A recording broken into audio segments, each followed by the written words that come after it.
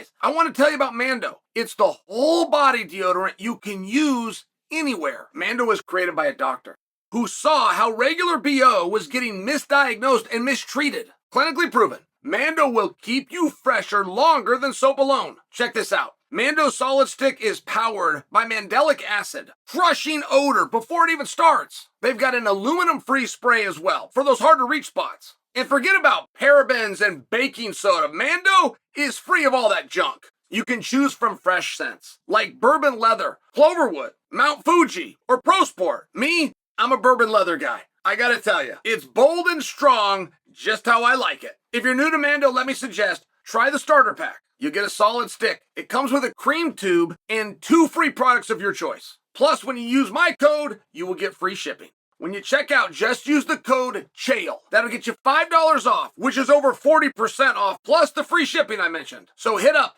shopmando, shopmando.com. Use code CHAEL and use Mando head to toe. Guys, Mando's got you covered, and frankly, so's Uncle Chael. It's a lot. Living in the city, being in that city. Were you staying in Manhattan? Yes, right in Times Square, which was awesome in terms of like things to do. Walk outside and you're right in the thick of it. But what's the longest you ever done Vegas? Oh, dude, I go to Vegas every year for the World Series of Poker. So I stay for minimum 3 weeks. Oh, geez. Well, that's a long time in Vegas. It's a long time in Vegas.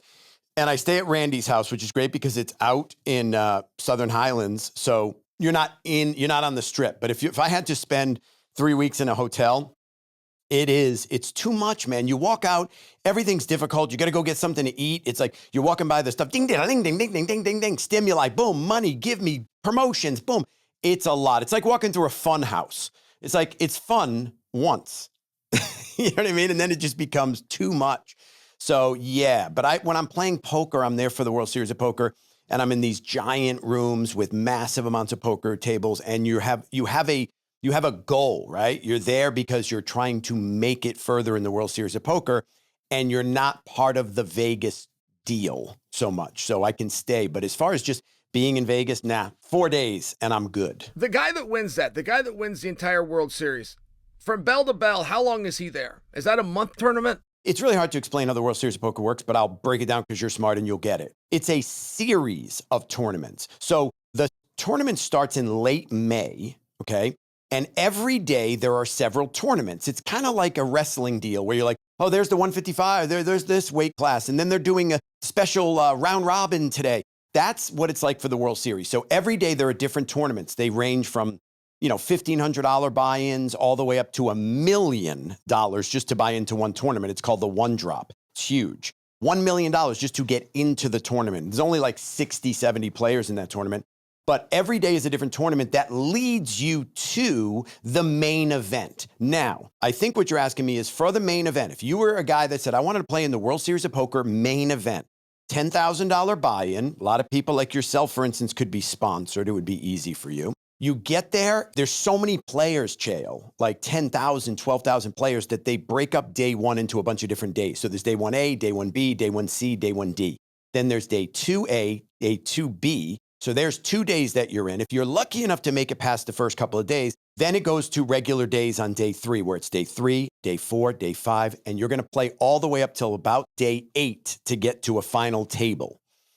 But you have to remember, you pay $10,000 to get in, and if you're lucky enough to survive that long and lucky enough to get to the final table, you're guaranteed $1 million prize just for getting to the final 9. Wow. What does the champion get? The champion depends on the year, depends how many people. They have had guarantees in the past. They had a $10 million guarantee about 5 or 6 years ago. Last year was a record number. The main event winner got $12.2 million for a $10,000 investment. Is it just an entry fee? Like, can anyone enter? That's it.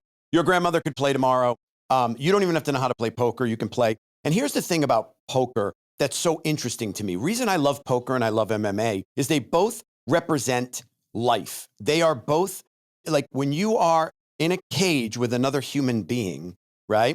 It is what life is. You can get beat down and beat down and beat down. But if you have the will and you have the resiliency, you can come back and you always have a chance as long as you're on your feet and they haven't called the fight. You have a chance to win. It's what I love about it. And it's the same thing with poker. You can't dominate in poker. It's not possible. Like Phil Ivey perhaps is the greatest poker player of all time. but he cannot dominate like, like a Shaq or a Kobe or a LeBron or something, or any fighter like a Jon Jones, because there's so much luck involved. People say, oh, you play poker, it's 90% luck. And I say, you're absolutely right, it is. But what you do with the other 10%, Chael, how high you get your skill level, that is where over a long sampling, you will win more. If I played you in poker, you have to remember, Chael, you don't play poker, let's say. Get anybody that literally barely knows the rules. They can go into day one of the World Series of Poker, be sat across from Phil Ivey just by pure luck, right? Or Daniel Negreanu, any of the greats. Fact, you can get dealt pocket queens, and he could raise you, and you could re-raise back, and then it goes all the way in, and your money all goes in. You have pocket queens, right? He has pocket jacks. He catches a jack, and he beats you, or vice versa. You could beat the champion of the world like this and bust him out by pure luck.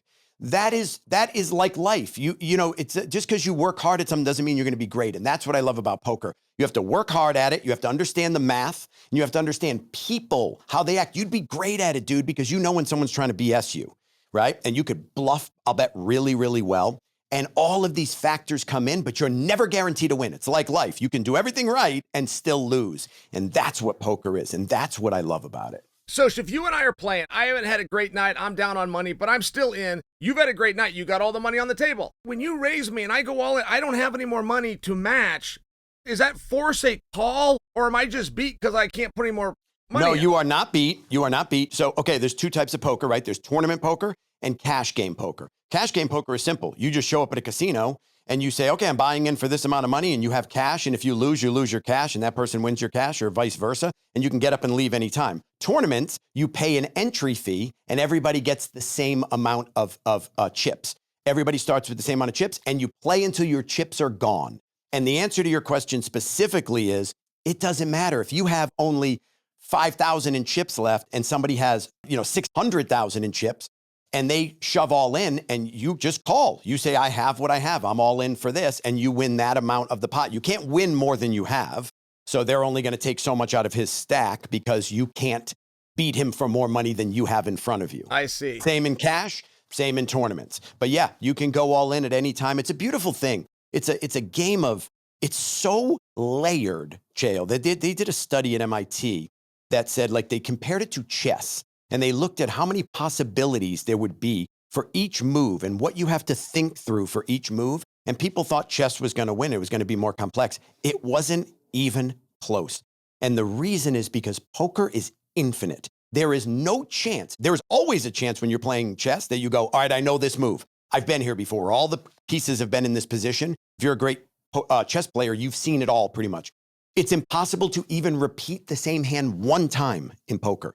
Not possible, because all the variables, how much is in your stack at the time, how much is in their stack, where you're at in the tournament, how many other players, what your position is at the table while that hand is dealt. There's infinite possibilities happening at all times, and you can never repeat the same hand twice, which made it the most, I guess, apparently, one of the most difficult games to play. You can learn it. There's an old expression in poker. Poker takes a minute to learn and a lifetime to master. Truest thing ever. Did you watch Rounders, the movie? And if so, did it inspire you? It was not only inspiring, it's probably the only... Poker movies are horrible, generally. They're really just not very good. Hollywood has really screwed the pooch when it comes to poker movies, and I think they're done because they've had such bad luck with them, especially recently, in the last 5-6 years. But Rounders is the heavyweight champ of great poker movies because it is authentic. It is, for the time especially, it was when Hold'em poker, which was what I play, what everybody plays in the World Series. It's Hold'em. No Limit Hold'em is mostly the game played. And it was sort of the birth of that game, really it coming into its own. And the way they portrayed it and the way they portrayed these two rounders, two guys that go on the cash circuit and just make money, and they screw people and they try to cheat a little bit and all that. It's all just accurate and beautiful. The character work was great. 10 out of 10 movie. Same guy, by the way, who wrote that movie, created the show Billions on Showtime.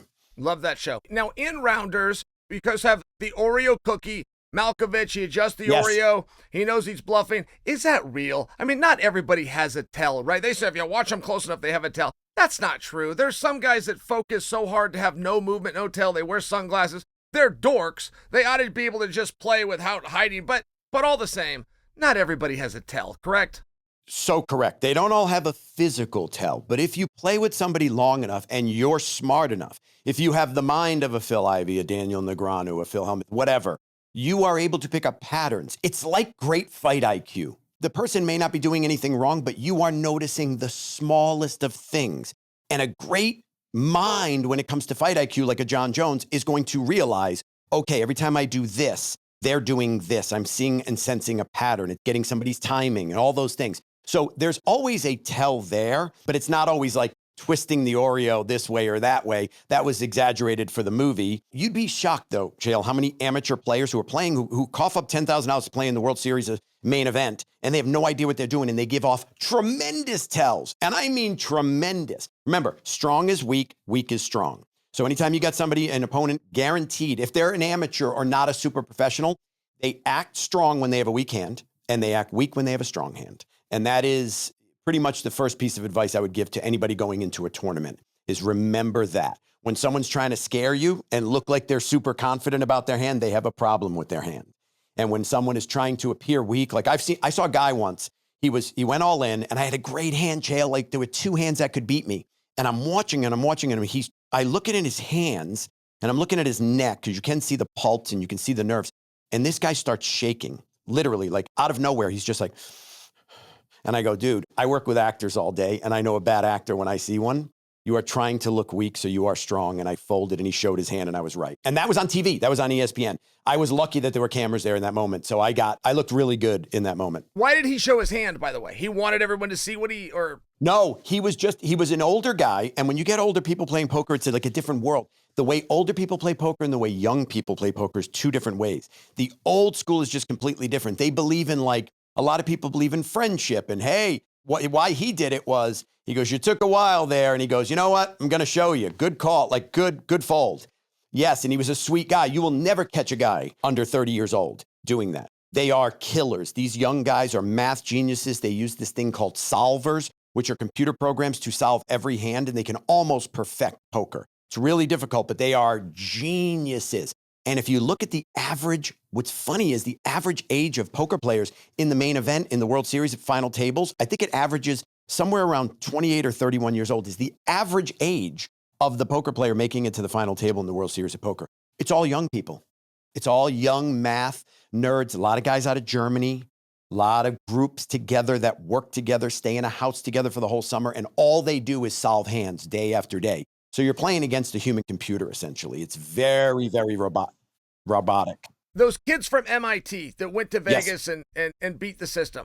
Allegedly, like, a professor got his top students, but was that ever proven? Did they ever find out who was the head of that? Yeah, that's a good question. I don't know the answer, but I know the movie 21, right? I think they do know who did it. And one of the guys, just FYI, and I'm going to forget his name now, is a big poker player. And you did counting cards and in mathematics in blackjack for the movie. But that guy, the kid who was involved in that, one of those students is now and has been a poker player and a successful poker player. I'm just blanking on his name. But yeah, I think it's all legit and it really happened. And you can beat the system. There's a guy named Mickey, who's a friend of mine, actually. Kid's got really interesting looking guy. He's got face tattoos.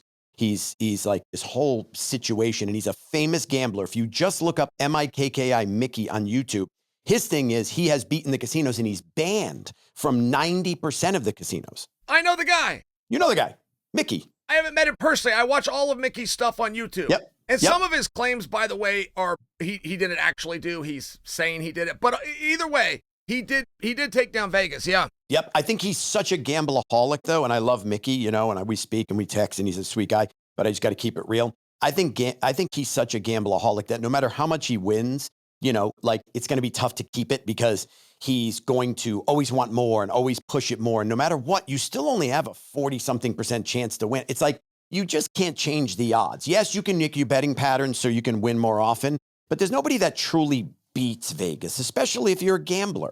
If you have no gambleaholic in you and you're only doing it for the math and you take the money and you run, that's how you win. Most people can't do it, Chael. Most people just keep going up, up, up. They need more, more, more, and then they blow as much as they win, but they don't tell you about those. They only show you the highlight reel. When I was watching my stuff on Mickey, the algorithm learns of me and starts sending me other videos. There's a guy, and They got him, but it was a very hard case. He rolled roulette. And essentially he's spun the roulette wheel for 30 years, 8 hours a day. He can put that ball within 2. If you have 3, he can go this side or this side every single time. So he had a guy that would come in, that would place the bets. He would put him where that guy needed to be, and they would split up after. But that's the only way they were able to take this guy down, because he technically wasn't doing anything wrong.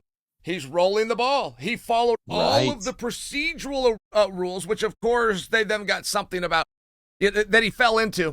But a very tough case to prove. It was very tough to prove, other than they got him on monitor with this same guy coming in 2 or 3 times a month for years and taking down the house. And they finally found the relationship between those two. But yes, they claim for those roulette guys that roll that all day, how hard you push it, how hard you don't, that it becomes a skill like anything else. I thought that was fascinating, because I'm not certain of the crime. I mean, that's the same with the MIT guys. They cheated for sure. They had a plan for sure. But is that against the rules? That was a little bit harder to know. They just sat down and played blackjack. They didn't remove a card or have a dealer help them with the card. Right. They just had a strategy to win. It was a little complicated. If you really want to see something interesting, go on 60 Minutes. It's online on YouTube. And watch the Phil Ivey lawsuit. Phil Ivey's a massive poker player who won $11 million at Crockford's in England, in that casino, and another big casino out of the country. I don't remember where, but there were 3 in total. And he had all this money due to him, and they refused to pay him his winnings. Why? Because Phil Ivey was doing a thing. He brought a woman with him. She was pre-approved through the casino's jail, an Asian woman, a little bit of an older woman, and she is the best edge sorter in the world. Now, what is an edge sorting? That means that, this is just crazy. You look at the deck of cards, and her eye is trained to see minuscule imperfections in the making and the markings of the cards, the back of the cards, and is then able to ID what card is what over time. So and they play Baccarat, only Baccarat. That's the big, any gambler plays Baccarat. That is the game to play. And they played Baccarat, and he won all this money, and they said, no, we're not paying you. So they went to court, and the court case just got settled maybe 2 years ago, and he lost. He lost because he had this woman with him who was a known edge sorter, and she was able to figure out what card is what, and that's how he won, and they considered it cheating. But are you cheating because you can see something that your effed up cards that you made or the manufacturer made? Sorry, I figured a way to beat you. I don't know. How does she communicate with him? I mean, would she stand right there at his shoulder and tap him or whisper in his ear? It was very open, their communication. All right. Correct. She was right next to him. He had to get it approved. It's in writing. He had it in writing saying, I'm going to be bringing someone with me. She will be with me at the tables. We will be communicating through the hand. Okay. All that. And she was approved. Then he won. They said, we're not paying you. And then it goes to the court systems. Now, look, he's a foreigner, right? He's American. He's there in England in one of the places. I want to say, I don't remember where the other one was, but it was somewhere in Northern Europe, I believe. And look, they don't want to see this guy. They don't want to see a casino that probably donates a lot of money to whatever political, we know how it goes, right? But technically, he should have got his money. He won fair and square in the way that if I said, hey, Chael, I'm bringing someone with me to sparring, you know what I mean? And if that guy's shouting out stuff that makes me beat you, then I win legit. You know what I mean? It's not cheating. I found a way to find an edge. So it's interesting, really interesting. That is a tough one. I mean, and I don't fully just agree with you. I mean, I must tell you, I'd have to hear a little bit more debate. I don't know what those rules are, but if she did see the card and have a way, I don't know what the rule is that they would be breaking, but I hear you on that. That's not totally clear cut. I mean, a casino to not pay is a death nail. Yes. I had something happen to me, Mike, and it was $600, but the $600 on the slot machine set off a whatever where instead of giving it the coins, person had to come over to pay me. Yeah, hand pay. Yes, and that person, though, I had to fill out paperwork for tax reasons, but I also had to prove who I was through 2 pieces of ID. And I don't know if there's ever been a day of my life I've had 2 pieces of ID on me. It was a very strange request. By the way, credit cards don't count. It needed to have your face. Wow. I did not appreciate that. I'm saying, hey, wait a minute. There's no sign in here anywhere. You've been taking my money all night. Now, all of a sudden, it's time that you are going to pay me. And I refused it. They said, well, if you don't, we're not going to pay you. I said, then I'm leaving. Keep the money. I'm leaving. I thought they would be so ashamed in themselves that they would never let that happen. They let me leave. Oh. They let me walk away, and so I calmed back down. I got my money. But I resent them to this day. I'm going, I got to have 2 pieces of ID. Whoever has that on them, what a dirty thing. And by the way, if I lost the money, you'd have kept it. It's over $600. I really did not appreciate that. Think about this, Chael. When you lost your money, if you had lost your money, or every player that ever loses money in a casino, imagine saying, hey, hi, I would like to get some information about you guys, and I want to show my taxes that I lost this money. Would you sign all these things for me? They're going to tell you to screw, right? You're not getting anything. They easily take your money, but when it comes time to paying out, you're so right. They send out the official with the badge and the long zip thing with the keys and all that, you know what I mean? And they got the little microphone right here, and you fill everything out. You have to, and they say it's for the taxes, and I get it, but it's like, well, how much you don't know how much I put into this to get this money out. So how do you even know I'm winning? I could have lost 10,000 and just hit a slot machine for 1,500, and I'm down 8,500, and I got to pay Uncle Sam. You know, it's unfair to the player for sure. I think it is in that regard. I had one of my biggest frustrations. I had bet on a fight. I won. I take it to the window to cash out, and they explained to me, you have to come back tomorrow and do that with the sports book. The sports book is a separate entity from the casino. And I'm going, guys, this is the window. That's the sports book. You're open. Pay me my money. I placed the bet at this very window. Pay me. And they said no. They said, no, that's a sports book. That's a separate window. And here are their hours. And I called the gambling board, which, by the way, is a 24-hour number. And there's a little pamphlet right there called the gambling board. And the gambling guy got involved and said, hey, they said they'll pay you. They don't dispute it. It just has to be tomorrow at 10 a.m. And I said, well, then I'm disputing you. I think that you called them. This is how they want to remedy it. I'm calling you for the final decision here. I'm calling you to step in and I don't think you're interpreting that right. I think you're just being a nice middleman to keep everybody happy. I'm not happy. I want my money. I did not get it. I had to wait until 10 a.m. Wow. See, now that's messed up. Casinos brag about the fact that one of their biggest selling points is they're open 24 hours. Yes. They will take your money 24 hours a day. They are ding-a-linging. The slot machines are going off all day. But you have to pay me when during normal banking business hours? No. And I bet a lot on UFC. So I do that quite a bit. And I've never really noticed, but I bet you're right. I think I've always waited till the next day, because it's late when the fights are over and I'm staying out. I'm not on the strip, so I go back the next day. But I'm going to put that to the test. I want to see. I'm new to gambling on this specific one. I didn't know that it even existed. But 4 games, NBA, 4 teams, whoever scores the first basket, that wins. But a parlay where if you pick 4 teams and you get them all right, a $6 bet pays $28,000. Holy crap. And I'm like, man, 4 teams, there can't be that many mathematical formulas. Like there's got to be a pretty good chance here. I haven't won yet. I just found out about the bet from Ian Parker, but I'm starting to place them. I'll let you know how it goes. Oh, buddy, I'm taking you up on that one too. I am absolutely my buddy. My writing partner here is a big basketball guy, and he's more educated about it than I am. I'm gonna try that too. That sounds like a lot of fun. Wow. I mean, you could do that 300 times, and if you win once in 1,000 times, you're still going to be way up. Exactly. No, I was kind of playing that through in my head. I'm like, I don't actually know all of the different possible integers for 4x4, but I feel like you could get pretty strong. I feel like for a $6 bet to get 28,000, you could make 20 of these for $100. I feel like I'm going to win big on this. I think you are. The person I told that to, Ian Parker, laughed at me. And he's like, dude, if it was an easy bet to hit, they would not be allowing you to make it. I'm like, I really feel I'm going to make this. I do too. Look, my uneducated mind tells me that it's like you got a 50-50 shot on each one. So if it's 4 shots at 50%, then it's 4 goes into 50. What do I have, a 12% chance of making this hit? Maybe I'm dead wrong. My math is probably way off because I don't know, but it seems doable. First score just seems like a fun way to play. I mean, these people that Yes. sit and watch an entire game, and it's like, oh my God, that would be misery. Or tip-off. Or tip-off seems like fun too. Like, there's got to be some way where this action goes. When I play slot Soch, I have to play 2 because I can't wait. It's too long for those cherries to come up, and then it thinks, and it makes this thing. Like, I've got to get it going. That's what frustrates me with roulette. I truly feel, however much money you want to make, give me double. I've even told my mom that before. Whatever you want to make, hand me double. I'll bring it back to you on roulette. I never don't win. Wow. They've got 3 sections. The first Yes. 12 and then the second 12 and the third 12. They pay 2 to 1.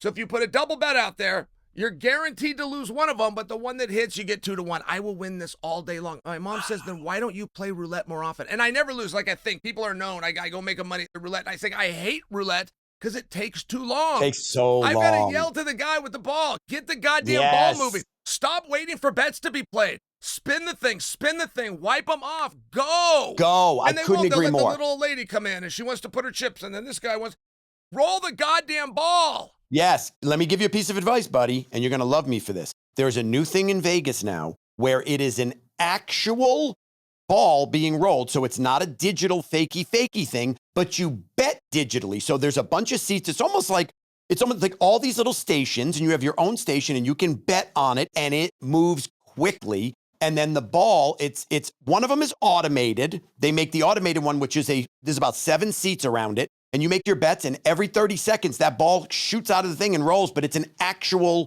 roulette machine. It's not a digital. And the second one is there's a human being manning it, and there's all these people sit, and you can bet and watch the person spin it, which both are exponentially faster than a traditional one. And you don't get those people leaning over you. Can you put this on 7? Can you put this on this? The guy's waiting to roll the ball. No, I'm with you. Can't do the analog way of doing roulette, but try the digital without the digital machine. That's the key. It's got to be an analog, actual roulette wheel, but you bet digitally. Try it. I'm telling you, buddy, you're going to love me for this. I will try it. I love it. And I think I know what you're talking about because they also have one for craps now. They do. Where you actually hit a button and it pops. Yeah, you even get to be the one. And right in front of you, you're seeing these little die go and they come down. And that's a lot of fun, too. That keeps that game moving. The little thing bounces up and down and the big dice just pop and they roll around. Yeah, that's same deal. By the way, I wanted to tell you about something because we've spoken in the past about great television shows, and we both enjoy a really good show, a really good movie. We had watched the M. Night Shyamalan movie, Trap, and both thought that the trailer was much better than the movie itself. Both of us are right about that one. A buddy of mine calls me the other day. He's a big car dealer in Florida, and he says, he knows I'm in the business, whatever, and he says to me, so he goes, got a show for you to watch. He said, it might be the best show I've ever seen.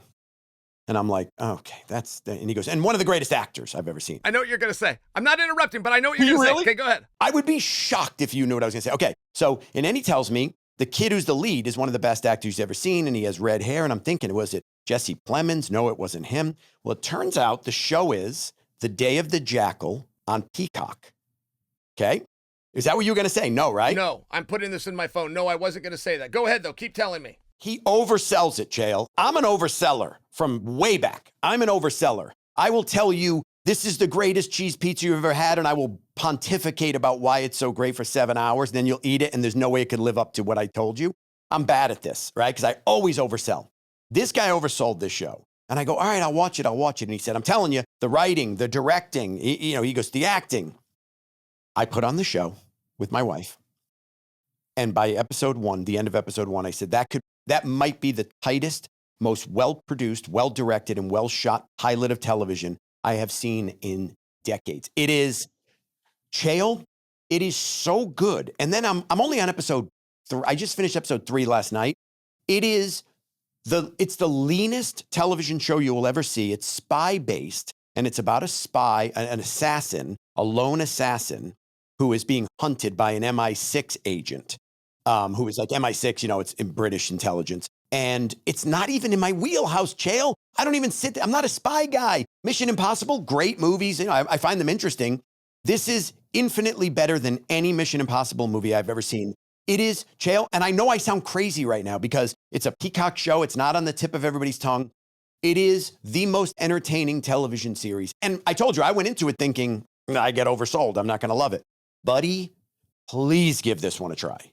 The Day of the Jackal. Day of the Jackal. And I'm going to make a really bold prediction now, right now, outside my office. There's a big sign on Ventura Boulevard, and it says Day of the Jackal for your consideration, which is they put these up award seasons. They want to get people for your consideration for Emmys and whatnot. I am going to go ahead and say that this show will be, if it catches, and I know it will catch fire, it is going to be the sleeper hit of the year, and it'll win the awards. That's a big deal coming from you. I cannot wait to see this now because I love your reviews. The one I was going to guess you're going to say, they've only had one episode, part 2 dropped last night, so I guess officially 2. Billy Bob Thornton, Landman. Landman. Awesome. Landman. I only saw the first one. It was so damn good. And it was a little out of Taylor Sheridan's wheelhouse, by the way. It was outstanding. I mean, Billy Bob is can't miss, by the way. I have not seen him screw up yet. I don't know if you caught the TV series Fargo. Yes. I think it was Fargo season 1 that he did. Yes. He is so good. But in Landman, wow. Wow, of all the great things he's done, this is right up there with number 1. I have not seen Landman yet, but I have. When I'm telling you, every single person that I respect, Chael, talking about TV, like big TV lovers, my boys from Rhode Island that always, Landman is everything. So I'm on the Jackal thing right now, but I'm absolutely jumping over to Landman. I love Taylor Sheridan. I don't know if you watch Lioness. Are you a Lioness guy? No, but I've heard it, and I heard it's great. That's Prime, I believe. It's Lioness is Paramount Plus. Okay, like I said. Do you have that? Because if not, I might have to be able to I never said this on this podcast, but I could easily send you my sign-in info and you could go on. And I appreciate it. I actually do have it. I'm a subscriber because that's where they moved Yellowstone. I had no choice. Correct. Lioness is as efficient a television series as they get. It's super. I mean, the world is just amazing. The characters are perfect. Season 1 is great. They're in season 2 now. I think we're on episode 4. They air them every Sunday. Excellent show. Highly recommend. I'm going to watch Landman. You're going to watch Jackal. We're going to come back and you're going to watch Lioness is a must. When you have some time, buddy, if you're on a plane or you and the wife just say, hey, you know what? We want to sit around. We got a few hours. Get into Lioness. Your wife will love it and you will love it equally. All right. And it's the S part that brings me pause. Does that mean the woman is the badass? The woman's the hero? Is that accurate? Okay. Yes. Because that's only worked one time in the history of G.I. Jane. Who did it work for you? No, Jennifer Gardner, and I can't think of what it was. Alias. Yes, Alias. That's the only time the woman badass ever worked. I've seen them try with the woman president, and they've tried to do all of these things and get in front of it, and it never works. Jennifer Gardner pulled it off, and now Lioness, you say. Okay. You are going to come back to me and say, because by the way, I hear what you're saying. I think Hollywood handles it wrong. They try too hard. And some of the actresses, it's like because they're working from a deficit. They have to prove that they're a badass, so they end up overdoing it. And anybody watching it who knows real badasses and badassery watches it and goes, fakey, right? I think you will see the beauty of this show is that she is vulnerable. She's a badass, yes, but she's not a badass. She's not perfect and indestructible. She is altogether human. And it's a beautifully crafted show. Taylor Sheridan writes every episode by himself. How, Chael? It makes no sense. I couldn't explain it to you. I can explain poker. I could never explain to you how Taylor Sheridan writes all these TV series. I'm a writer, and to write one episode of that show would take you forever to beat it out and to do it. Lioness is Taylor Sheridan? Yes. I did not know that. That's a game changer for me. Okay. Not only does he write every episode, he directs a lot of them. And bonus, he's in it now. He's in it this season. He plays one of the badasses. So he should be. He is a great actor. Yes. I think like it's like his ego. He does it so he keeps himself out. It's like, no, dude, jump in there. He's great. I love when he comes in on Yellowstone. It's some of the best scenes. He gives himself very few lines. Yes, he does. But he looks great on a horse. He says things. They come off commanding. Like even the tone to which he says stuff, it's so perfect even for a line. I'm glad. I hope he puts more of himself in there. He's doing the same thing in Lioness. Very few lines, but he's a badass. He's got the guns out. He's 55 years old, and he looks amazing. And I don't know if you know this, but are you aware of the fact that Taylor Sheridan only started writing, I think we talked about this maybe a little bit, and when he was in his 40s, never tried writing before that at all, and just had this tremendous talent. Do you know that he wrote Sicario, the movie Sicario? Are you familiar? The movie Sicario is... Oh, yeah, I know the movie. I love it. I just didn't know that was him. He wrote it. He wrote Sicario 1 and 2. He wrote another movie called Hell or High Water, which is one of the best movies you'll ever see. And then he wrote a movie called Wind River about the tracker. Jeremy Renner plays a tracker up in Alaska or something. Saw that. Oh, buddy, boy. This guy, how he does it, it makes no sense. He defies every law of writing you could imagine. Nobody should be able to write this many great things. Nobody. He is just he's a savant. He really is. He appears to be a bit of a loyalty guy, too. I mean, Totally. I love the fact that you just referenced Jeremy Renner.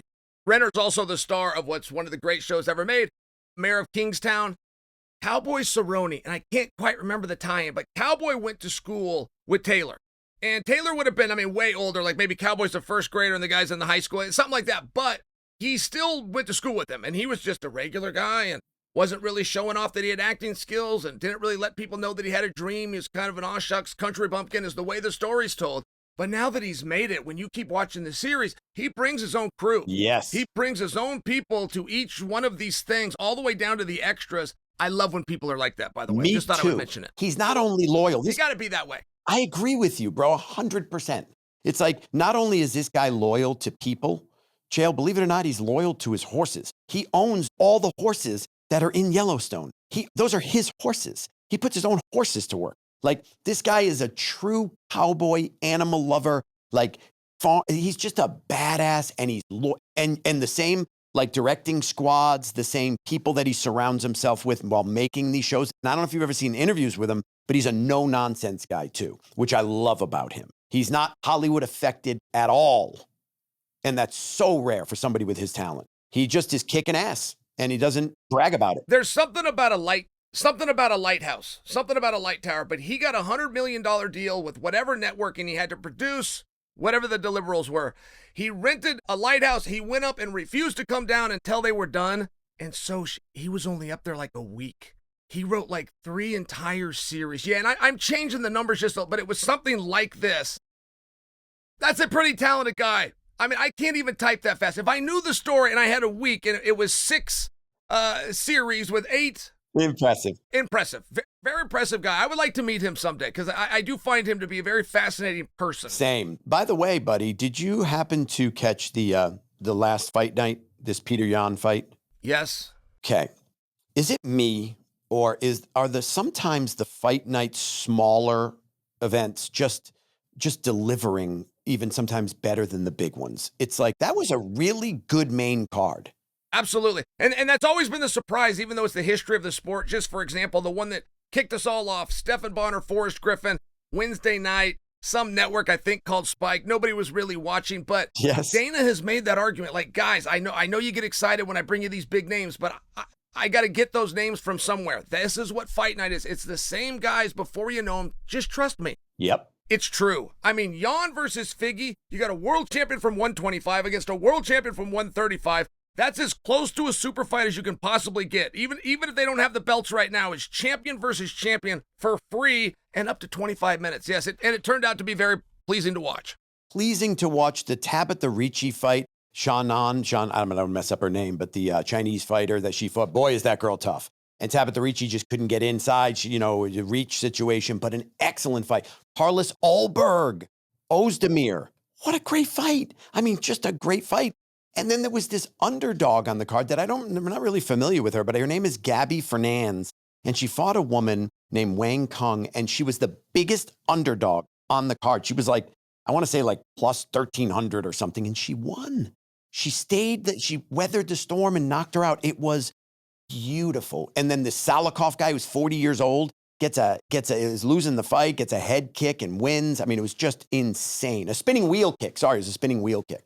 What a night of fights. Bravo, UFC. I mean, they was on at a funky time, but it was so good to watch. So, Soch, coming out the back end of this, I guess you would say the night belonged to Jan because he was main event and he won. But he won in dominant fashion over a world champion. My question, though, is that enough, in your opinion, to get a title shot? Allegedly, Nurmagomedov was supposed to get the next title shot against Merab. Without any conversation, without anything being disclosed to us, the audience, about an illness or an injury, Nurmagomedov signs on to fight somebody else, by the way, on free TV. So now you're going, yes. Okay, obviously Nurmagomedov isn't the number one contender because he has this fight. But what happened? Did he pull out or did Merab pull out? Nobody has put out a press release saying that one of them was hurt and or injured. Sandhagen's got this huge fan base, just doesn't know how to get himself a title shot. Like, rhetorically, he doesn't know how to say the words, give me a title shot. Then you got O'Malley that was going to be gone for a year. And it turns out he's not going to be gone. He's already back in the gym training. So you've got all of these great options, not to mention you got Dominic Cruz and Henry Cejudo just floating around the division. There's so many great guys to choose from. We were led to believe it was going to be Nurmagomedov. But that argument from the company that, no, it's Nurmagomedov and nothing else, it loses weight when you already announced that he was offered and signed to fight somebody else that wasn't a title shot. And I'm just asking you, like, what do you got to do? What do you do if you're Merab? Merab has called out 20 different people, none of which are named Nurmagomedov. Like, he's made it pretty clear that's not the match that I want. But he's calling out hammers. He's not calling for easy fights. They're all killers. And I'm just wondering, What would you do at 135 for the title? I mean, it's a really tough question. I mean, look, at the end of the day, if I'm the UFC, and not speaking from a fan's perspective, but from a dollars and cents perspective, you got to go, look, Petr Yan, as great as he is he the most exciting fighter to watch? Is he on the tip of people's tongue? He doesn't speak English. I'm not putting him down for it. It's just a fact. And you get somebody like Sean O'Malley, who could possibly come back from hip surgery and be able to fight again, even though it's a rematch, 1,000,000%. The buzz, what is out there in the ether for the people to watch. You got to go with somebody exciting. I thought Umar was going to be the guy. Still don't understand. I'm with you. What happened?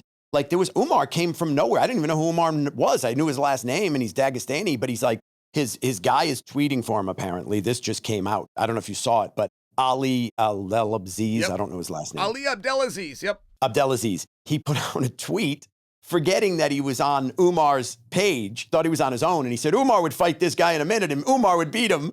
And then they caught him on it. He goes, yeah, lots of people speak in third person. But the point is, like, it's like, I really think that he buzzed up Umar, where we got to the point where we said Umar was like on the tip of everybody's tongue.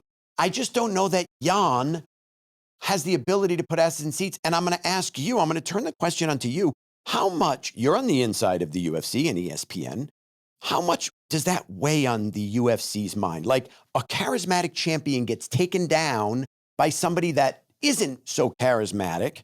People say, sorry, I know we're friends with him, but people say Bilal Muhammad might not be the most likable or charismatic champion. How much does the UFC know that, deal with that, and talk about that in their Tuesday meetings? Yeah, surprisingly little. Interesting. Dana White made a brand promise way back in 2001, and his promise, how we're going to be different from boxing, and they were losing money left and right, and Dana would not come off of this promise, which is, over here, the best fight the best.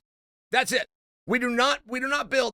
That really doesn't work. I mean, at least in theory, Vince McMahon was interested in purchasing the UFC. And Vince was at the table, escrow money in hand. His own son, Shane, is shoving him and wants to do it. And Vince finally comes in and says no, and he offers the reason why. You cannot build a star if you can't control the outcome.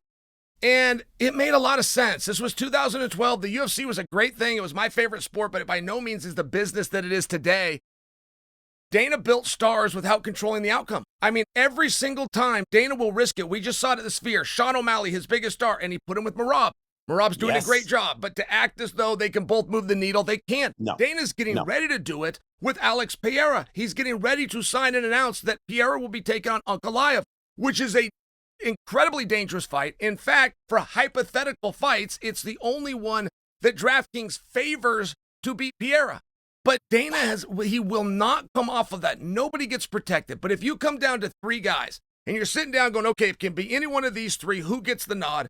That's where the mandate of the masses can come in. Got it. That's where you go, okay, let's do a little bit of it the audience's way. So you do get a piece of that, but it's small. I mean, it's really small, and many people would predict. Boxing still doesn't agree.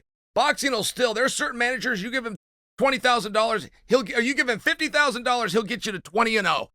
And it's true. And the UFC just doesn't do that. I heard a boxing guy complain one time, and it's a compliment, but backhanded. And he said the greatest thing Dana White's ever done, nobody's recognized. The greatest thing Dana's ever done is Dana made losing acceptable. In boxing, if you lose, don't talk about a title shot. If you lose 5 things, don't even think you're going to get back on TV. If you lose 10 fights, you're a bum. Meanwhile, Dana's found a way to get guys a lot and bring them right back into main events. Bring them right back. Now, it's only because everybody, iron on iron, everybody has hard fights, so the public does accept it. And I don't think it was a goal of Dana's. This is the way the boxing guy worded it. Dana White made losing acceptable. It's a very interesting philosophy, and I'm glad I overheard a conversation. I'm glad I heard him say that, and he's right. That, first of all, makes a ton of sense. It sounds like Dana. Dana's thing, which is, I think you're right. It's like, let's put on the best fights in the world with the best fighters and let the chips fall where they may. The superstars will rise, right? But if they fall, like, yeah, I've never heard him say, oh gosh, like, you're right. The O'Malley thing is perfect. As great as Merab is, and he's got a personality, Merab, but he's not Sean O'Malley. And Sean O'Malley, if he had won that fight, he would have been in Conor land, right? And why risk it? Why risk it against a guy that could eat? I mean, obviously he beat Sean, right? But it's like, he was a bad matchup. He's fast. He does cardio for days. He's going to pick you up and throw you down and all those things. I love that, man. I love that. I love that you're saying that. And That makes perfect sense. So the only time it would come into play is if there is like 3 people and all things being equal, they're going to probably go with the most charismatic. But if you're the best fighter and you have the best record, you're going in there, because putting Ankalaev against, forget even the DraftKings thing, which is crazy that why Pereira would be an underdog, but nonetheless, and I know it's true, it's just not a great matchup to put your biggest superstar against a guy that could potentially, I don't think he's going to beat Pereira, but he could. He could absolutely, he's got the skill set to do it. I even know we haven't seen his wrestling lately. Maybe he's holding all his wrestling stuff to fight Pereira, and he's just going to pick him up, throw him down, and try to beat him on the ground, which no one has done yet. So interesting. Wow, really interesting. There was an unpopular fighter. There was a guy that was pretty tough. His style wasn't perfectly what they're looking for, and he wasn't all that famous. And Dana let him have Conor just because he worked his way up to that level, and that unknown fighter was called Khabib Nurmagomedov. And he goes on to be the most famous Muslim athlete on the entire planet. But it was one of those things where you talk about cart and horse. Dana will switch them. Whatever that old adage, Dana will switch them. He'll let the popularity come later. If you're good enough and you can stand on those 2 feet, he'll shine you up nice, and then ultimately the public's going to decide. But the public usually gets it right. Their favorites are usually better than the other ones. So it's not a perfect science, but as far as bringing those matches and keeping your brand promise of the best versus the best, yeah, Dana's risked a lot, because some of his ideas should not have worked out. Some of them, you got merchandising in, you know how many t-shirts are sitting up there, and none of them are going to sell if the belt comes off this guy. I mean, that's kind of Vince McMahon's entire business model. That's how he knows how many t-shirts to order. And most guys do turn the gun. I mean, most guys will turn the gun. They want to do this, and they do everything right. And the second you put a belt around them, you can't get them to answer their phone, and now they don't want to do media anymore, and then they don't want to give somebody else a chance because it doesn't make sense. He hasn't earned it. All the stuff that they did to get there. Vince used to interview guys. Kevin Nash told a story. He was operating as Diesel in the WWF, and Vince had him over to the house on a Sunday. They sat out by the pool, and Vince said, "Gonna put the belt on you. I need to know when I do. Are you going to?" And it was a checklist where Nash was now agreeing that, yes, I will do these things, because he wasn't quite a star. But Vince thought with the right push and the belt, if he does these things, he can get over. Generally, you got to get over to get the belt. Vince did it a little bit different on that one. And I'm just sharing, like, Dana does not have the benefit of that. He just has to match these guys up, and off you go. Dana unprotected Sean so much, who Dana personally likes. He unprotected him so much that he put him in there with Merab, and he made Nurmagomedov the #1 contender before the fight even happened. Like, as good as Sean is, the likelihood to be able to get through Merab and Nurmagomedov are very limited. It didn't change Dana's behavior. So, you know, a lot of people say things as a brand promise. They don't follow through. Dana follows through. Dana follows through. And look, he's winning. I mean, you know, Jones is as big a star as ever. He lost Conor for all intents and purposes. He hasn't fought since whatever year. And we have the likes of Alex Pereira, right? We have a guy like that who, by the way, was just in Korea. I don't know if you caught it, but he was in Korea all dressed up, and he had these Korean fans and these people, mostly like businessmen, it looked like. And he walked down this long runway, and he stopped, and he had his guy next to him with the belt, and he stopped, and he did his, you know, his whole thing. Then he threw the punches in a suit and came up, and I'm like, nah, it's just too much, man. He's just too great of a champion. I never want to see that guy lose. I'm a geeked out Pereira fan. Geeked out. Yeah, no, and there is some interest. Nobody's really discussing it. Jon Jones and Tom Aspinall is going to happen. Is going to happen, you said? Going or not going to? It's going to. I mean, yes. Jon has 2 choices, and a lot of times you have 3. When you have 3 choices, which is don't fight this guy, or bring a better idea that you can sell. When you're in that, you got a little bit of wiggle room. Jon's down to 2. He can not fight at all, or he can fight Tom. But I'm just offering you for conversation. If Jon wanted, he, of course, could change the deck by going down to light heavyweight, a weight class that he could make, which would draw him right into Pereira. And nobody's discussing that, but I think it's a fun option. DraftKings came out with a line on that. They put Jon Jones as a 6.5 to 1 favorite over Pereira. That seems a little lofty to me. But just for conversation's sake, I don't know that I necessarily buy into the idea that Jon does nothing or Jon does this. There is a third option when you weigh what Jon weighs, and then you can leave the weight class. I thought I'd just bring that up to you. Interesting. And so they put those numbers based at 205. Not Pereira going up, but Jones going down. Pereira going up. for Pereira to go up. It was a heavyweight Got fight, it. but still 6-1 spread. Wow. 6-1? That's crazy. But Jon Jones, look, when you're an odds maker, you just have to look and say, well, it's never happened. He's never lost. If you don't count the whatever he did, 12-6, right, that he did against Matt Hamill. I believe that's what happened with his only quote unquote loss. You got to look and go, if it's never happened, if it's never rained in this city, and you say, I'll bet you $1 million it's not going to rain tomorrow, you're going to take the bet. You know what I mean? Because it has never rained. He has never lost. And as great as Pereira is, he's never fought the likes, really, of a Jon Jones. It's just, and especially Jon Jones of today. I think he's just more intelligent in there than ever. He's always been great. He's just that good. Speaking of that good, I'm watching this guy. Now, I don't know a lot about him, okay? Two guys that are in the UFC that are upcoming fights. First is this Kai Asakura, who's fighting Pantoja for the belt from out of nowhere. I mean, he was in another promotion, right? He's new to the UFC, but I watched his highlight reel, and I don't know that I've ever seen a fighter so slick in my life. I mean, is he as good as I think he is? Yes, Pantoja has an intangible, which is his gas tank, and we all know how valuable cardio can be, but if you watch the scrambling ability of Pantoja, you get a guy in one scramble, you will change the guy. You get in two of them over the course of the match, you're probably going to get fight of the night because they're so fun and so hard to do. You cause 5 scrambles, nobody can keep up. Pantoja has the ability to force a scramble, of which he wins, but now the other guy is tired, and as soon as that battery starts to fill up like a video game character, Pantoja puts him in another scramble. And he's just, people aren't quite seeing that yet. They're seeing, okay, he's got a black belt on the ground, he's pretty good on his feet. It's like, yeah, there's a third thing. His biggest weapon is that pace. I love the gentleman Sakura that you're bringing up, but it's intangible. I don't know. I don't know if Sakura can push that hard for 25 minutes. That's the one thing that Pantoja has been able to do, and that's the one thing you can't bring in a trainer. You can't bring in a coach. Like, actual DNA has a lot to do with your VO2 max. You've got it or you don't. And if you don't, if you're in the don't category, you're not going to go out and get it. No matter how hard you work or what diet you're on or how much you sleep. Yeah. It really is what Pantoja does so well. If Pantoja can get out of the second round, get to the third and fourth, I mean, the odds of him winning any fight go up dramatically. So Kai's got to catch him early. We've been known, Chael. I think anybody who's watched this knows that we have been known to pick fights, ... not so well, right? So let's just say it for fun. I'm going to go with Asakura just for fun. I don't even know much about the guy. I love Pantoja, but I'm going to go with Asakura. You going with Pantoja? I would go with Pantoja, yeah.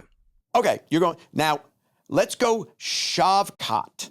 Here's another guy that I don't know a ton about. I see he's fought Wonder Boy, Jeff Neal, Magny. He's been through all the gatekeepers, sort of the division, and he's definitely badass. He's a lot like Asakura, right? He's kind of long, he's fast twitch, he's all those things.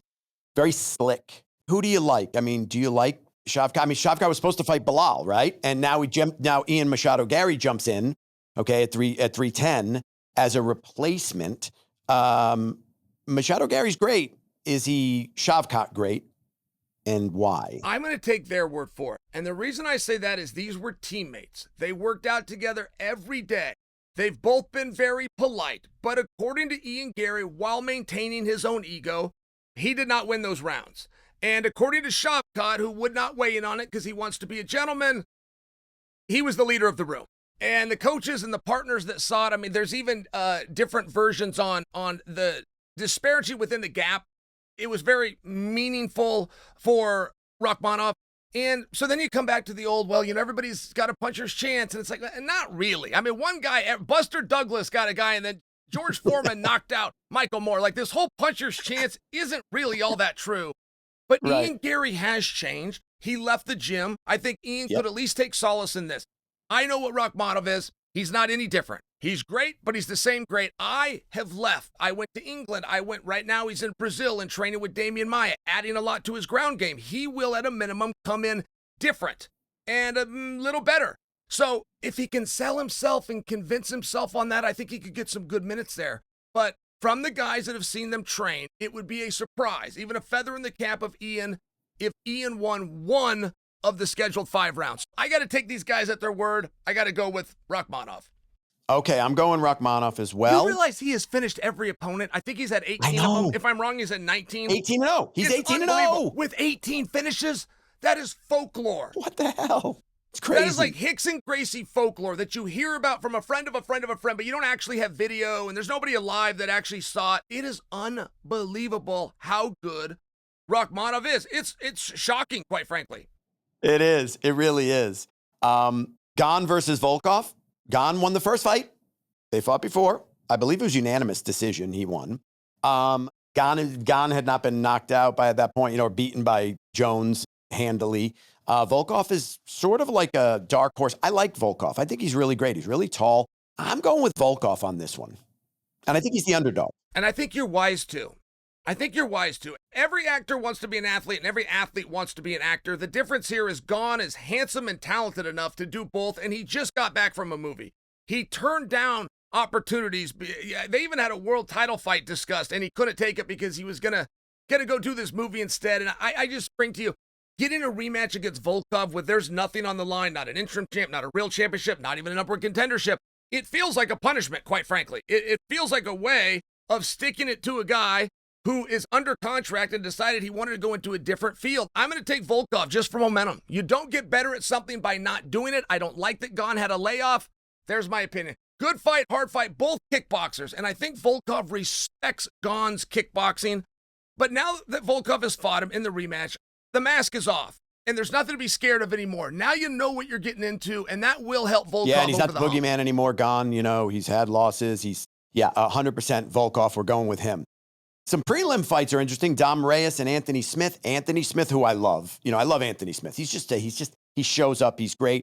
He's getting a little older, and to me, Dom Reyes has all the ability in the world to have been one of the greatest of all time. He's just so awesome. There's something a little missing there. He's lost quite a lot of fights, but I think that's a Reyes win. As much as I love Anthony Smith, it's a Reyes win. I have never seen Jon Jones lose a fight. And even if the official directory says that he didn't, Reyes beat him. That is the only time I've seen Jon Jones lose. Reyes won that fight, a very clear 3-2, and I've yet to have anybody dispute that with me. Agreed. But I'll share this. Anthony Smith, I was supposed to work with him a week ago. I'm in New York. He's in New York. He's up in his room. I'm down in mine. Looking forward to seeing it tomorrow. His coach died in his sleep. Oh. His jiu-jitsu coach passed in his sleep. 53 years old. Incredible guy. Been with Anthony from day one. This guy has a wife. He has 2 children at home. This story is as tough as it gets, and I bring it to you because that was 1 week ago. Anthony, as a way of serving the memory of his coach, is going to stay the course. And he's going to show up for this fight with Dominic Reyes. That is a lot for any man to bear. When you are in the locker room, you are looking for one person that can let you know you deserve it. Yes, and that's the person you trust. That person that's been there isn't going to be there. And that's tough. I will leave it at that. That's tough. 100,000,000%. By the way, I was looking up their records, just looking at, they have both fought a who's who. I mean, Reyes fought Jon Jones, Blachowicz, Yuri, Spann, right? Ryan Spann, who's just awesome. Anthony Smith, Roundtree, Dolidze. He beat Spann. Johnny Walker, Ankalaev. He has fought everybody. I mean, the man is just a stud on top of being a great commentator. And from what I can see from where I sit, a great guy. Oh, Lionheart's the best. Lionheart would do anything for anybody. And that is a hard fight. I remember when he told me that opponent, I did feel something inside. I did feel like, that's a bludgeoning. Like these two guys are going to go out and they're going to beat each other up. And that's just the way the fight is. Anthony is so big. So many people have suggested to him in his career that he go down to 185. It's like, he can't, guys. He's too big. And then Reyes should probably be a heavyweight, as tall as, he goes about 6'4". He's beautiful. Got the big, strong shoulders, and interesting fight. Very, very hard match. And I do think the future is going to be pretty beautiful for one of them. And I think one of them is going to stumble. They cannot afford a loss here. Neither one of them. They're just at that age. They're just at that point in the career where the stakes start to get high. You're so right. By the way, I saw a thing, and I wanted to talk to you about it because I just wanted to hear you weigh in on this. What are your thoughts when these influencers show up and they want to fight or they want to spar with a UFC fighter? You have a guy like Sean Strickland who has historically gone great. He took a Navy SEAL and beat this man relentlessly. I mean, bro, it was uncomfortable to watch. I was like, dude, just all right, got it. And the guy's a Navy SEAL, so he's going to take it and he's going to thank him and he's going to shake his hand afterwards because the guy was a stud. But Sean does not ease up. And I just watched this guy Speed. I don't know who he is, but he's I'll tell you what, he can fight. He has no training, but the kid has absolute fast twitch muscles. He's in great shape. And he sparred with Dan Hooker. And Dan Hooker dropped him a couple times, but the kid stayed on his feet. They looked like they had 16-ounce gloves. But I mean, how do you feel about that? I mean, your day, did anyone ever just challenge you? Some regular dude off the street just said, hey, Chael, I want to fight you. I mean, does that happen? Did you ever get in there? Did you ever move around with a non-pro? Funny you should ask that, because no, that did not happen to me. And that would be very insulting. The mere idea that an influencer, and he's going to own the rights, and he's going to video it, and he's going to edit how he wants, and you let him come in and do that. You wouldn't let Dana do that. You don't let Dana do that. Dana has to pay you to show up, and then Dana has to pay you when it's over, and there has to be an of-the-night bonus on the line. I mean, I'm just suggesting, why are you giving this guy free fights? I find that to be a little bit weird. And why would the guy think that he could come in and get a free fight? What is it about you that he doesn't respect? It's not just like these guaranteed clicks and views. I do find that a little bit strange. There was a guy that went and teased Rojas over the weekend. In fact, I thought that's the story you were going to tell. Yeah, Rojas is on a treadmill, and this guy comes up and tells him, beat it, you're on my treadmill, and stayed on him after that. I mean, he was pretty relentless on Rojas, and Rojas finally said, get it in the ring, and I'll come see. Like Rojas decided, if it's in the ring, I can do it. I was at an event one time, and these guys were heckling Randy, and they were really heckling and doing the catcalls to Randy's wife, but Randy figured, if I can get him in the ring, nothing will happen. Just get him to the, and Randy started baiting him back. I will take your challenge, all three of you, but get in the ring. I'll be right there. He couldn't get him in the ring. They stayed out of it, and Rojas did get this guy in the ring. There was a thing that happened, and it was Matt Hughes, and I might change this just a little, but I think it was a DJ, wanted Hughes to choke him. So Hughes puts on the choke. Now, what the DJ didn't know, tapping is not natural. Tapping takes time to learn. Natural is to panic or go, ah. Yeah. So he doesn't tap. Because he didn't tap, Matt doesn't let go. When Matt finally lets go, dude's unconscious, wakes up in time to call a lawyer and sue Matt Hughes. Matt did exactly what he was asked to do, but he was an expert and a professional, so he should have been the one to know not to. And that got settled. I don't know what happened there, but I always think of that story, and I always think, no, if you really wanted this and you want views, get into the UFC like Randy said. Get in the ring. I'll see you there. You know what? It's like your dumb kid is at the zoo and you want him to have a better view of the lion cage, and you put him over the fence and the kid falls in. It's like, come on. Great you know what I mean? example. Don't poke the bear. Like, what are you doing? Like, it's ridiculous. Like, and these people, they love it. Look, Mike Tyson said one time, apparently, like, it was before he went to prison, but he said he gets challenged to more fights than anybody. He goes, it's constant. People really want to take a shot at the title. I've been with Randy. I was with Randy in a road rage incident. I had to walk. I was like, dude, relax. And they didn't know who he was, but they cut him off, finger, wink, wink. I was like, dude, you have no idea what you're doing right now. Just please. Yeah, no, not cute, man. Like, leave it alone. And these influencers. Leave it alone. Just leave it alone. And the ones that, like, there was a guy once, I don't know who he is, but he's the biggest dork in the world. I don't know. I'm going to find out this guy's name. He went to a Nate Diaz press conference. And he filmed it all, and he said, hey, when you get knocked out, what are you going to, and he just baited Nate Diaz. Like, what are you doing? And then he ran like a little biatch and, got in his car, and they filmed the whole thing, and he's screaming at his security, hey, he almost caught me. What are you doing? I have to get the clip for you because you're going to hate this kid. But these influencers, it's like, no. You need to stand down, respect the sport, respect what these guys do. I think it's ugly, really ugly. Sure. It's a crime. Yes. It's a crime. It's not sanctioned. It's a tough spot. And they put the fighters in a very tough spot where the fighter thinks you're kidding, then they realize you're not. Now you've called his ego into question. It's one of these things that I would prefer they'd stop doing it, quite frankly. And there's even one where they're doing now, and Pierre was part of this as well, where they want you to hit him. So Pierre had these guys ask, I saw it. Yeah, and then another guy wanted to kick him, and then he's taunting him while he does. Like, the guy's got ability to take a punch. I don't really get it. It doesn't make him a tough guy. I just thought the whole thing was weird. I don't want somebody to ask me to hit him, and then it turns out I don't hit this guy hard enough because he's got a stomach of steel. It's weird. It makes me uncomfortable. I don't like it. It's a lose-lose. It's a lose-lose. Yeah. There's people in the world that are fans that go, oh, why would he hit that poor man? Because they're not smart enough to know that it was supposed to be for fun, and the guy kept going, no, do it, I promise. And if you don't sign paperwork, you're going to wind up in a Matt Hughes situation. And that's a real, I mean, there are people out there that will bait a fighter to hit them and then sue. And they're out there right now. Stay away from it. Any great fighters, just stay away from that. The last thing I want to ask you about was this PFL. PFL buys Bellator, right? My question is, and I could be, again, I do not watch much of the PFL except to watch Randy do his thing, and he's great at it. He's the best part of it. I listen to how Dana speaks about the PFL, and I kind of agree with him. It's like, besides having, what's his name, Ngannou, like, what is the PFL? Are they there to build, in your opinion, to build their brand, to get bought out by the UFC and make a little bit of money? From what I understand, they're taking on debt and massive amounts of money. Now they're buying Bellator. Is Bellator worth buying? What is your take on these other promotions? Because to me, it is the UFC and nothing. And I don't work for the UFC, and I have no tie to the UFC, zero. But it's just, as a fan, they do it right, they do it great, and I'm a Dana White man, period. I don't care. I'm a company man that doesn't work for the company, I guess. So call me what you want. But I don't know. I look at PFL and it's going, I don't love it. Am I wrong? Am I missing something? What is the value there? PFL does so many things right. And we have a very fickle fan base. You know, the fan base really, I mean, you got to prove yourself to the highest degree. We've brought announcers over from WWE. We brought commentators over from other networks that have done well and have fans, but our community doesn't want them in.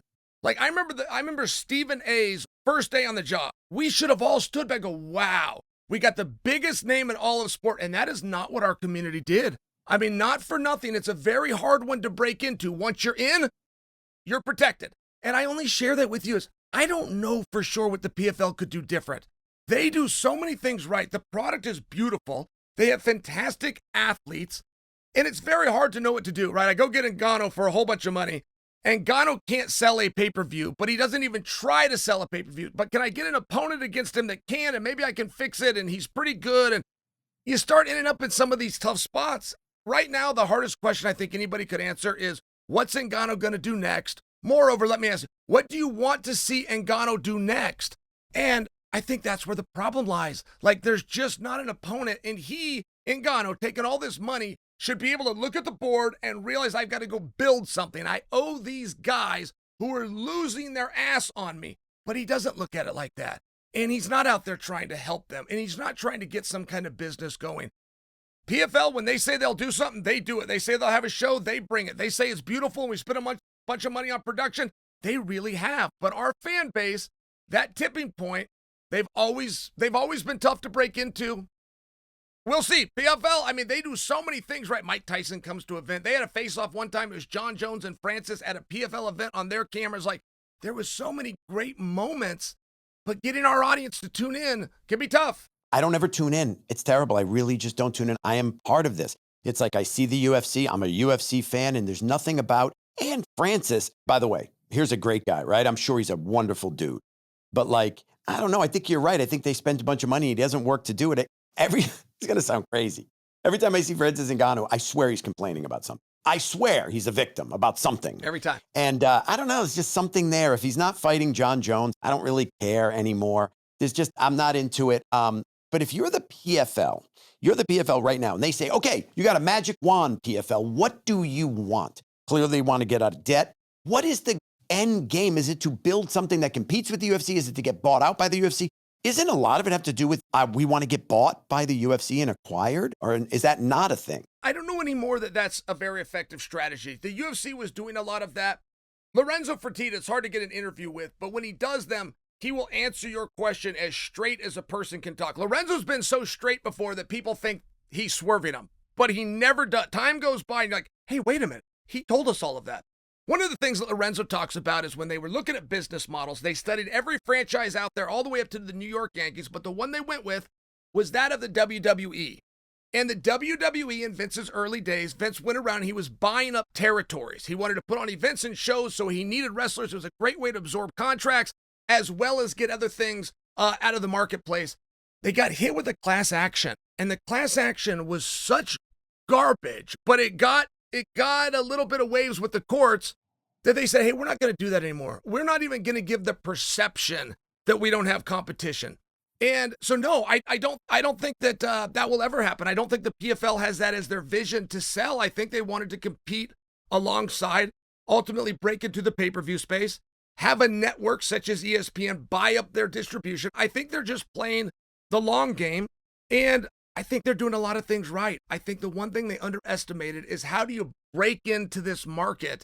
And I mean, I could tell you horror stories of commentators that were great, but nobody knew they were coming. And when they showed up and that wasn't the voice our audience was expecting, oh my goodness, it got brutal. It got social media. It got brutal for those folks. It is tough to break in. Like you said, the Stephen A. Smith.